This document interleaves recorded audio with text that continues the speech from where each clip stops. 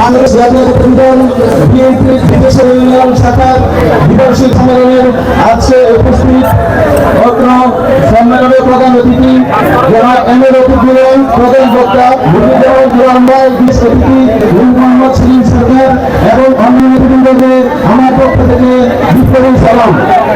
আসলে একটা কথা বলতে চাই, বিগত 15টি বছর সরকারের আমলে বাংলাদেশ জাতীয়তাবাদী দল বিএনপির নেতাকর্মীরা যখন হামলার জাতীয় পৃষ্ঠ এবং দুপুরের বারান্দায় বাংলাদেশ জাতীয়তাবাদী দলের নেতৃবৃন্দ ভোট ছিল, তখন আমি বাংলাদেশ জাতীয়তাবাদী দলের নেতৃবৃন্দকে হামলা থেকে জামিন এবং মামলা পরিচালনার ক্ষেত্রে হোমগার্ড হিসেবে দাঁড়িয়েছি।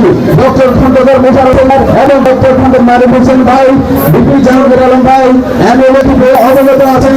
আমি গত 15টি বছর নেতাকর্মীদের জন্য ভোটের বারান্দায় ঘুরেছি এবং আমার আহ্বান থাকবে বাংলাদেশ জাতীয়তাবাদী দল বিএনপি বিদেশ ইউনিয়ন শাখার সেই কমিটিতে আমি সভাপতি প্রার্থী হিসেবে আমাকে যদি নির্বাচিত করা হয়, আমি ভবিষ্যতে বিএনপির নেতাকর্মীদের পাশে ভ্যানগার্ড হয়ে থাকবো।